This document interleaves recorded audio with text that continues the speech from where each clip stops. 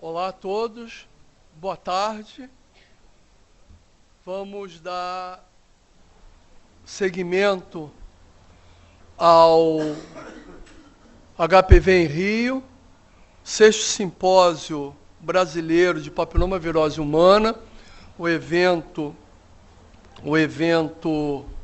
que tem a organização da Universidade Federal Fluminense, do setor de DST, da Sociedade Brasileira de DST, Regional Rio de Janeiro, com apoio do Ministério da Saúde, FAPERJ, patrocínio da Farmoquímica, da Herbário, da MSD, do Laboratório Richer, e colaboração super, hiper especial do SEDUZ, que foi o evento que nós fizemos pela manhã, que é uma marca nossa de pegar essa oportunidade de reunir pessoas especialistas no assunto, mas conversar com a comunidade em geral, fazer a capilaridade, conversar com a mídia, porque se nós que trabalhamos nisso tudo há vários anos, temos preconceitos, temos dúvidas, a medicina muda como mudam, né? Todas as relações humanas. Uma hora a gente pensa de uma maneira, daqui a pouco muda. Eu fui instrumentador cirúrgico aos 17 anos de idade. Pouca gente sabe disso. E entrava em cirurgia de úlcera péptica, de úlcera duodenal. E o tratamento era vagotomia com piloroplastia. Não sei quem se lembra disso. Estou vendo ali um novo amigo, um novo coronel para a nossa tropa, cirurgião Carlos Eduardo Pinto, que vai falar sobre esôfago. E hoje toma um remedinho, é uma doença infecciosa. Então, a medicina muda, nós precisamos estar evoluindo, precisamos ser pontes. E, nesse sentido, eu criei esse espaço aqui na programação para fazer uma apresentação do evento. É um evento para convidados, é um evento que o grande lucro nosso, ele tem lucro, dá lucro, já deu lucro, mas não é o lucro econômico, é o lucro de conversar com pessoas, olho no olho, para poder ter o debate, saber entender cada segmento, falei isso no final da manhã, saber que todos os segmentos têm facilidades e têm dificuldades, que para entender essa situação a gente precisa conversar. O primeiro passo é conversar. Não é simplesmente pegar uma informação e acreditar que aquilo ali é pura verdade, depurar, ver em que contexto está aquela situação, quais são os motivos que levaram a estar naquela situação, o que eu posso fazer, o que eu posso facilitar para mudar, para que a população entenda. Então é neste sentido que a gente está aqui.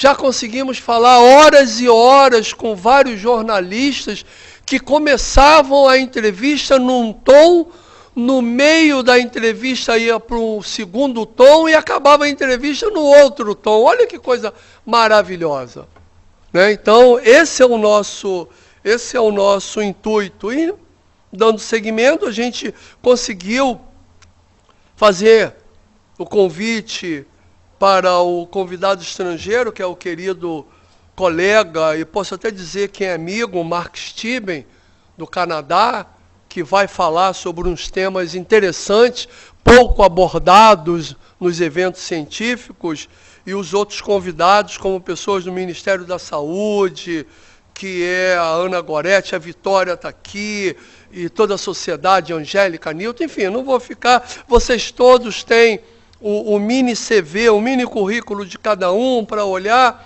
Digo que tem uma foto trocada aqui do colega Carlos Eduardo Pinto, houve uma troca aqui de pintos, Mas o Pinto verdadeiro está aqui conosco.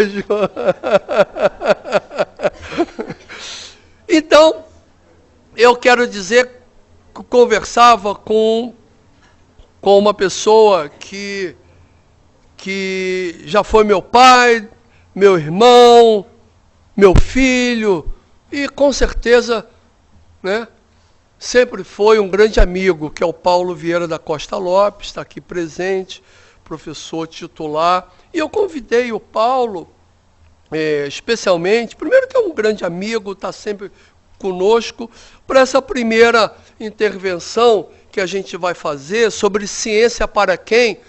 E a gente aqui não tem nenhuma pretensão de querer esgotar o tema, é uma inquietude minha, que eu sempre passo para as pessoas. Acho que nós devemos continuar inquietos.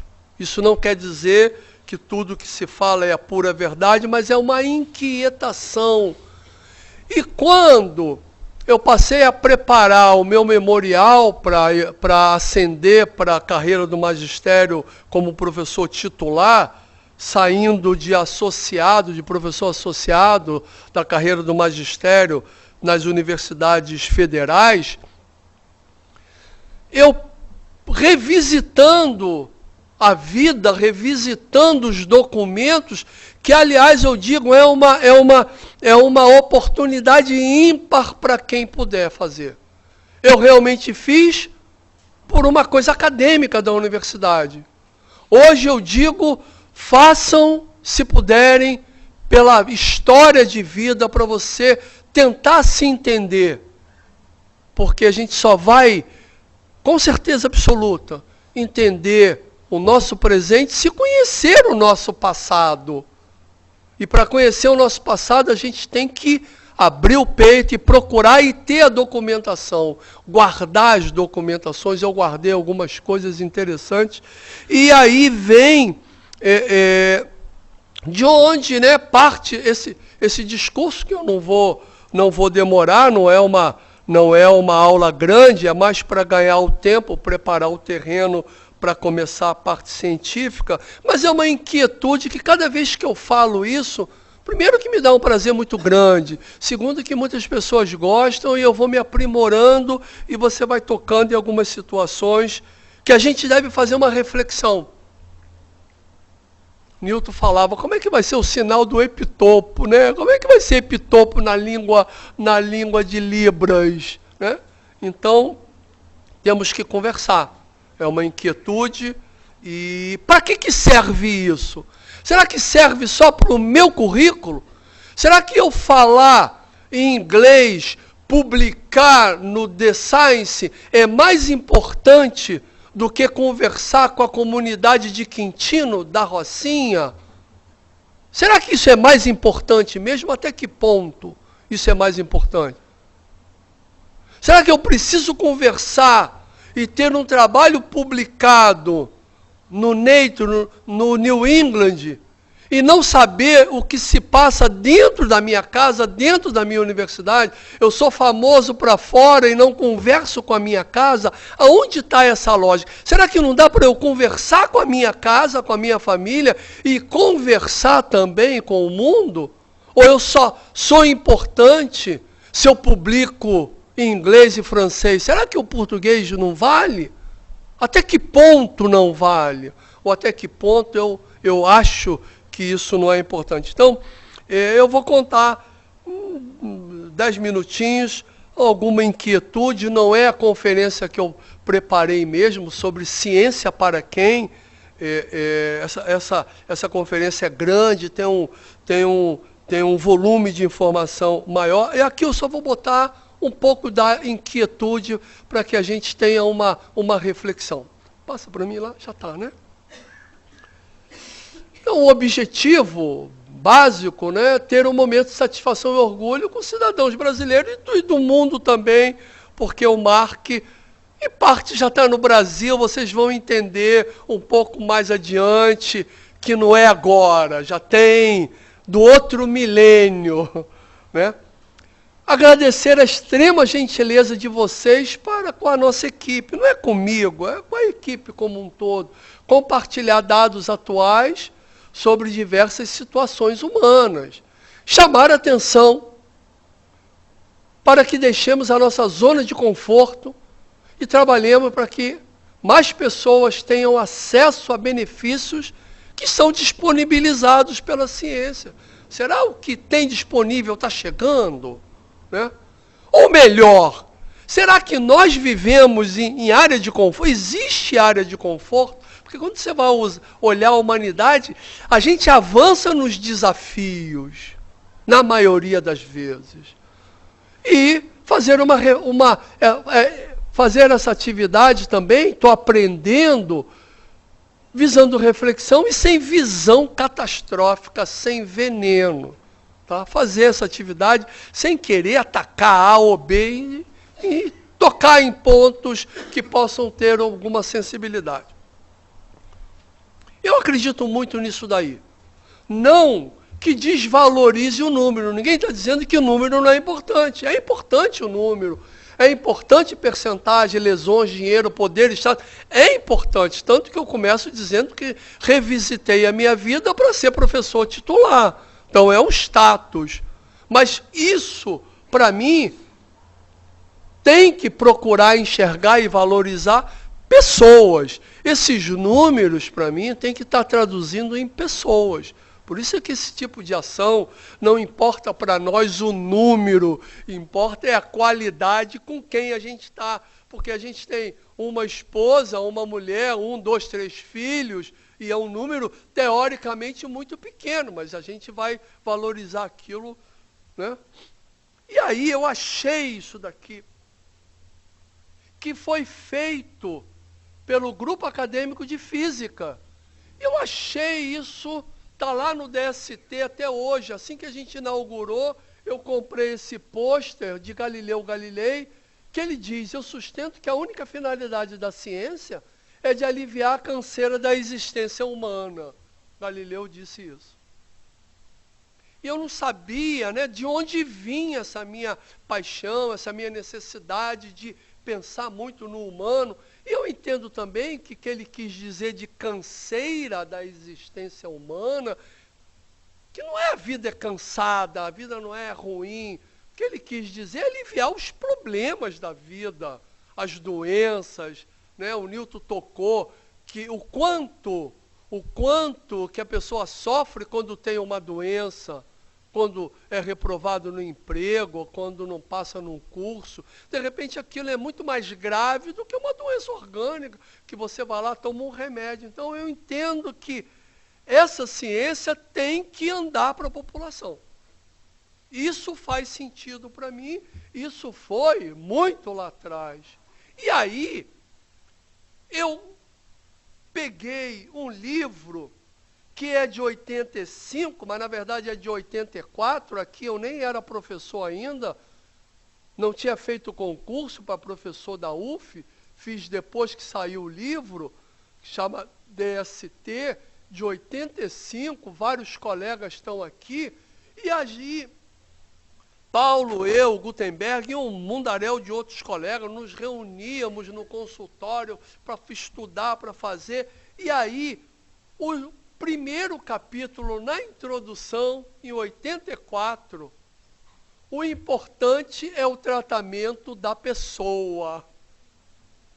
Quer dizer, esse discurso não é agora, momentâneo, isso daí vem, e a gente aprendeu, isso aqui é muito bacana, que cada um, quando tem uma doença orgânica ou uma situação, reage de uma maneira e nós temos que tentar entender. E aí a gente tentando, né? Aqui está Paulo da Costa Lopes, aquele amigo que está sentado ali, Mauro e Gutenberg, nós assinamos essa introdução. E cá embaixo, difícil de ler, mas cá embaixo que o importante, se você não sabe o que fazer, pelo menos saiba o que não fazer. 84, nós já falávamos aqui, não ter preconceito contra a sexualidade da pessoa. Se ela é A ou B, quer fazer isso aí não é uma situação que vai importar para nós.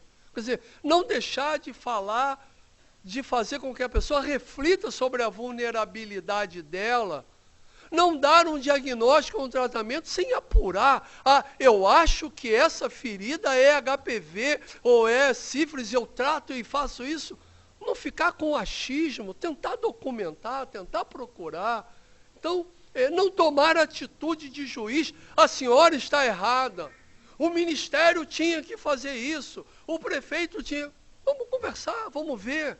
Tentar entender para não ser juiz, para dizer... Porque muitos juízes que condenam hoje absolvem amanhã. Muitos que são soltos hoje, são absolvidos hoje, são eternos culpados amanhã. Então, isso é, sabe? E em termos de atenção médica em saúde pública, caramba, é muito complicado. Então, tudo isso que a gente está falando tem que ter o viés e o objetivo maior de entender a pessoa. Quantos de nós aqui já não... fez um diagnóstico de um câncer de mama ou de um câncer de alguma coisa e o paciente não quis operar, e o paciente não quis tratar, e aí eu pego a força, eu retiro aquilo ali. Cada um de nós pode contar uma história, né, que é importante conversar, que é importante entender para não ter preconceitos, ser uma pessoa que vá botar os seus valores na frente do entendimento daquela pessoa, daquele momento, daquela comunidade. Eu tenho que saber respeitar isso. Então, aí eu entendo por que eu comprei aquela coisa aquele pôster do Galileu Galilei, como que aquilo é importante, como isso eu tenho certeza que vale para a vida, 85, muitos anos. E aí a gente pergunta, ciência para quem? Ciência para quem? Todo mundo quer crescer, todo mundo quer ganhar mais, tem que produzir mais, o PIB tem que aumentar. Mas eu ganhar mais de é igual a ter um indicador genuíno de progresso? Eu produzir mais é igual a eu ter mais benefício? Será que isso é igual? Não. Hoje a ciência mostra que o PIB é uma coisa, o indicador genuíno é outra. Podem não ser iguais. Eu posso crescer o PIB e a minha sociedade não aumentar. E nós estamos passando aí problemas disso. Nós temos vacina, nós temos produto, nós temos situação disponível e nós mesmos não consumimos. Então, ter não significa ser mais feliz ou ter um indicador maior. Isso aí é uma coisa que hoje já é palpável. Metade da riqueza mundial está nas mãos de 1%. Pessoal, 85 pessoas desse planeta têm patrimônio maior do que metade desse mundo. E aí a gente entende por que o jornalista de economia diz: o mercado acordou com mau humor. Como é que o mercado acordou com mau humor? 85 pessoas acordaram com mau humor. Não é o mercado acordou com mau humor, né? Será que essas 85 pessoas mais ricas do mundo são mais felizes do que nós? Eu tenho seríssimas dúvidas. Será que eles precisam saber que, olha, 1,7 trilhão, isso é um volume de dinheiro muito grande, numa concentração, que hoje a gente sabe que, né, é importante que a gente entenda isso. E já tem pesquisa mostrando sobre isso. Ficar na fila para ver um show, ficar na fila para fazer uma viagem, te dá mais felicidade do que ficar na fila para comprar um equipamento. Nós sabemos disso. Ajudar uma pessoa a atravessar a rua te dá muito mais felicidade, de repente, do que ter um bem. Claro que tem um limite nisso. A pessoa que não tem o que comer, que não tem água e consegue um dinheiro para botar isso na conta, melhora a felicidade. Mas chega a um nível que não adianta mais. 2 bilhões na conta não vai tornar você mais feliz do que do que 1 milhão. Ter ter não te dá mais felicidade do que ser. A gente já sabe disso há muito tempo, só a gente não quer, né, discutir. Então, essa fala é mais ou menos sobre isso, para saber que enquanto nós que estamos aqui, nata desse planeta, acreditem, em termos de educação, em termos de conforto, em termos de disponibilidade, nós somos a nata. Mas tem que entender que 1 bilhão está vivendo sem luz elétrica. 1 bilhão não tem luz elétrica. 1 milhão, e a população mundial hoje bate 7 milhões, 800 milhões, passam fome. Enquanto a gente vai ali, come cafezinho, isso e aquilo, 1 milhão de pessoas não tem o que comer, tem problema de fome. E muitas das vezes perto de nós. A crise eleva crianças na pobreza. E quando a gente fala criança na pobreza, ou passando fome, a gente acha, não, é na comunidade pobre, é na Europa, é nos Estados Unidos, é em país altamente desenvolvido. Tem criança hoje com sérios problemas de alimentação, com falta d'água. Claro que é mais na África, claro que é mais em comunidade, mas isso está ocorrendo no mundo inteiro. Isso daí está ocorrendo. Que a miséria na primeira infância, garantir uma criança na escola com comida com 1, 2, 3 anos, pode fazer a diferença na formação dessa criança. Hoje a ciência sabe disso, mas a gente não está nem aí, está querendo olhar para produzir, para melhorar o PIB, para eu produzir um artigo científico numa revista que tem impacto, né? Índice de impacto. Mas a gente tem que saber que, olha o que está acontecendo. Isso não é só no Brasil, isso é no mundo. Eu não vou fazer essa conta.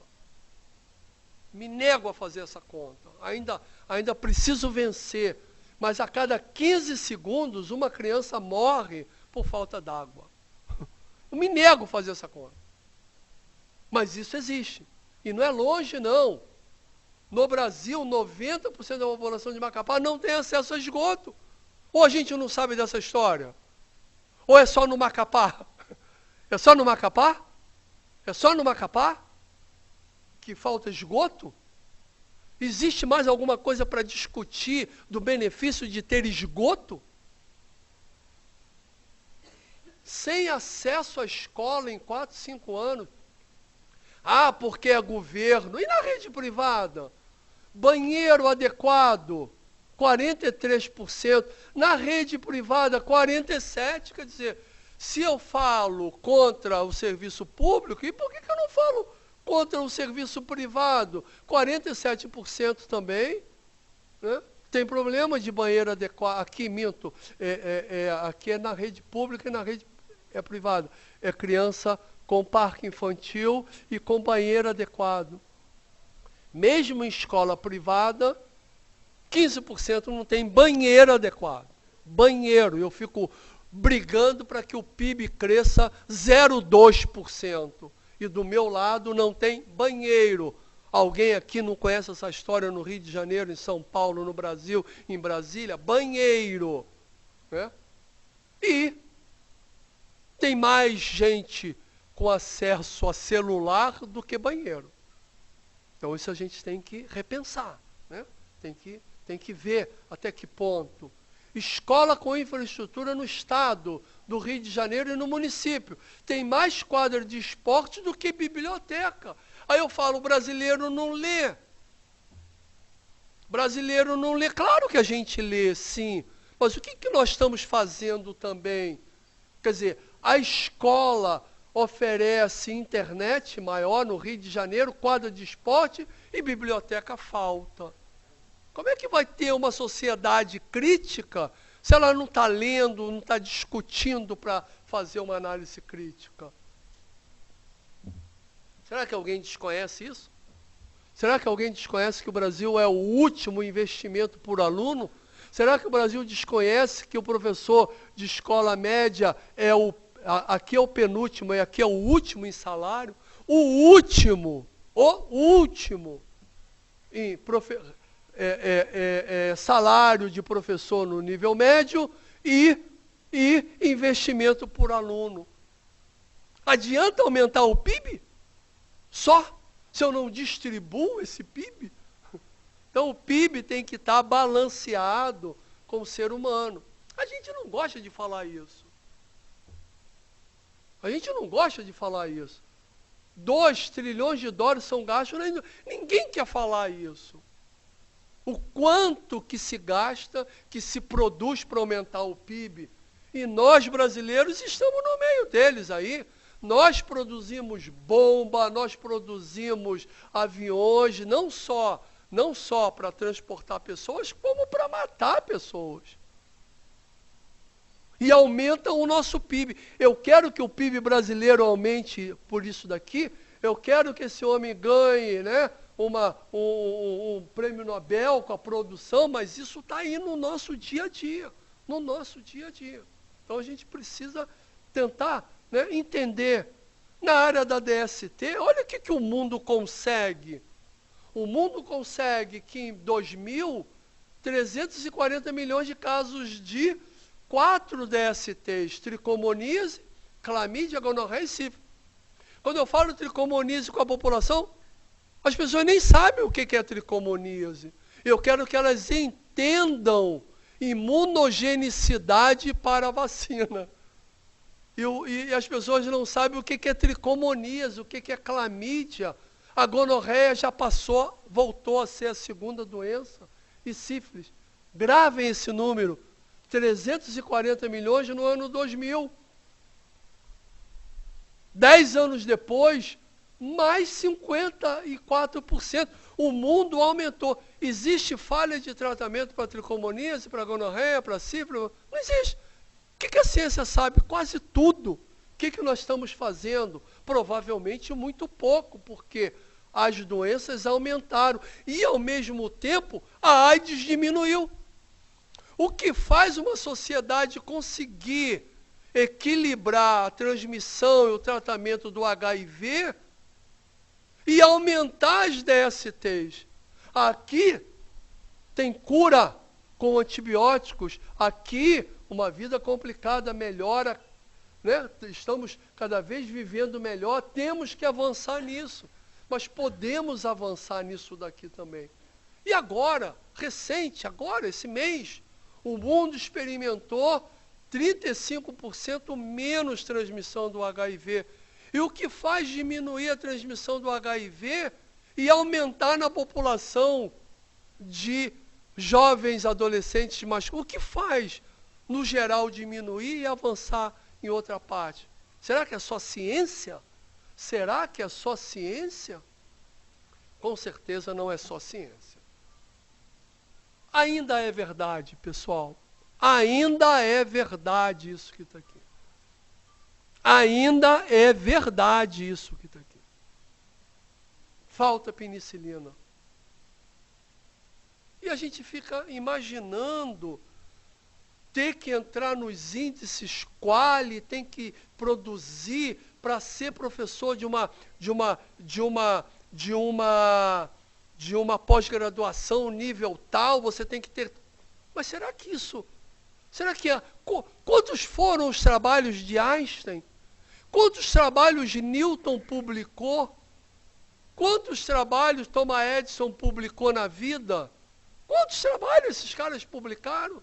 Será que um cara que tem índice H de 50 ou que tem 10 trabalhos publicados em revista Qualizar Internacional é mais importante do que Alexandre Fleming? Do que Newton? Fizeram 1 ou 2 trabalhos na vida? Será que a gente não tem que olhar a qualidade desses trabalhos, a qualidade dos nossos simpósios para poder discutir, e não o simpósio com 50 ou com 10 mil participantes que não se falam, que não disponibilizam aquilo? Será que a quantidade é melhor do que a qualidade? Hoje, né? O que falta para a gente entender? 13 anos morando na rua, entra e foge. Isso é cena cotidiana do Rio de Janeiro. 12, 13 anos. Não tem ninguém que não veja isso daqui. Isso não incomoda? Página seguinte, hein? Na mesma edição.